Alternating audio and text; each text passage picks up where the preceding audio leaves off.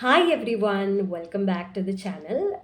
So today I'll give you some tips with relation to how to manage your space of study. So for me personally, during the preparation journey, one of the crucial aspects was to ensure that the place I am studying in, the room that I'm studying in, it should be perfectly set and should be clearly all prepared for what I am intending to do. So, the topic we will discuss today is how to create the world's best study room for yourself. So, it's not a very expensive thing to have a good study room. It's about the minute details that you put into it so that you ensure that you are in a comfortable environment. Whatever you are doing is done passionately, and whenever you get inside that room, you get into your space, you ideally feel like participating and enjoying yourself in the study process. So the first thing I would tell you is that you need to clean and plan your study room even if you have very limited resources. Now we do not talk about cleanliness a lot of times, but ensuring that your space is clean is giving your mind a signal that you are in some sort of a comfortable environment. It's a special place, it's a place that you value a lot, etc. So in between also, if you take breaks between study also, you can just clean your room. That's a good activity that will just energize you and also ensure that your space you're staying in is very proper for yourself. The second thing that you can do is that you can arrange your books. You will have a lot of books to study, but then you can arrange them as per subjects, as per the hierarchy in which you want to learn it, so that it's easy for you to pick it up from a place and also use it. And in the table that you are studying, you can keep only the books you are studying for the day. So if you keep a lot of things on your table, like if you keep all the books on your table irrespective of whether you're studying it for the day or not, then you'll feel a lot of burden. You'll feel incomplete, you will feel that you're not doing everything, etc. So whatever is necessary for you for the day, that only you may keep it in the table. Now, one other thing that I used to do is that apart from books, you can also use sticky notes, because whatever you want to revise, that can be kept with important things written on it. Something motivational can be written on it, some quotes can be written on it, or if you have some holy book and some there are holy verses which you keep recollecting, you like to use it to motivate yourself, etc. You can paste it on your wall so that when you get into the room itself, you get that positive vibe. You're reading all these important quotes and maybe things that you want to learn also. So that's a one of the other strategies that you can use in your study room. And whenever you wake up, if you have your bed in your study room, you can just ensure that the bed is neat and clean, that the sheets are laid out. And making your bed as soon as you wake up becomes a very good important quality, because that shows to yourself that you're a disciplined personality, that you're doing your things and you are making that effort to do things perfectly, etc. So you can try and do that. And also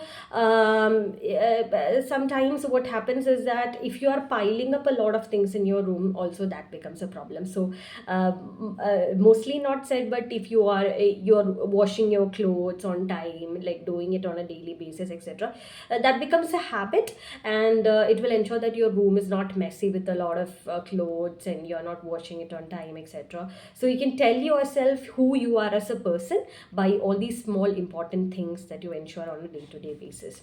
Now I have seen people, I have personally not used it, but I've seen people using these scented candles and all those things to create an atmosphere or that smell which they like, and ensure that they get into the mood of study, etc. Some people also used to keep plants, like as indoor plants or something, which like keeps you alive. That presence of that plant helps you get that energized feeling, and it's also good for you to breathe that air.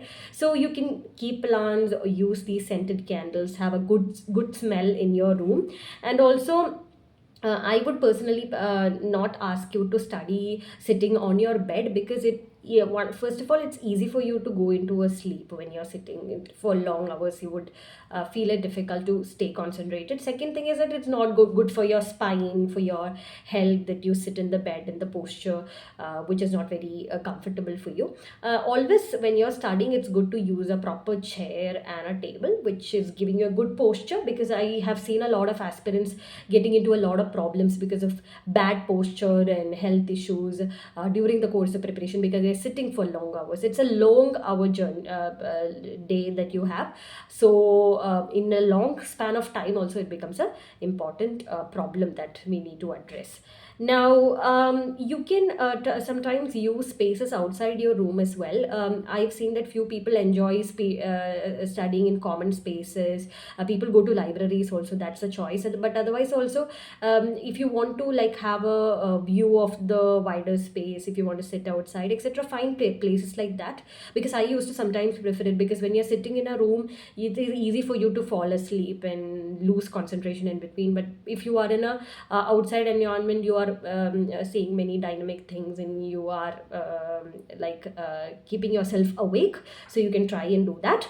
And whenever you're studying, keep water and healthy snacks that you want to eat nearby itself, so that you don't break your study cycle often to drink water or take something, etc. Sometimes what happens is, when you break that cycle, it's very difficult to come back. But if you have water, you ensure that you stay hydrated, and also some healthy snacks. Don't binge eat a lot of unhealthy snacks, because you never know what health consequences that can have on you. So please try and do that. And keep a space for you to pray. You can keep your holy books, you can keep the photos of the deities you are worshipping, etc. So I think spirituality is an important component of our study time. So we need that constant motivation, support, and that spiritual feeling, that holiness, for us to comfortably learn and have that confidence that we can do it. So it can be a mix of everything. So this way, I feel that study space is a very crucial aspect of ensuring your comfortable living.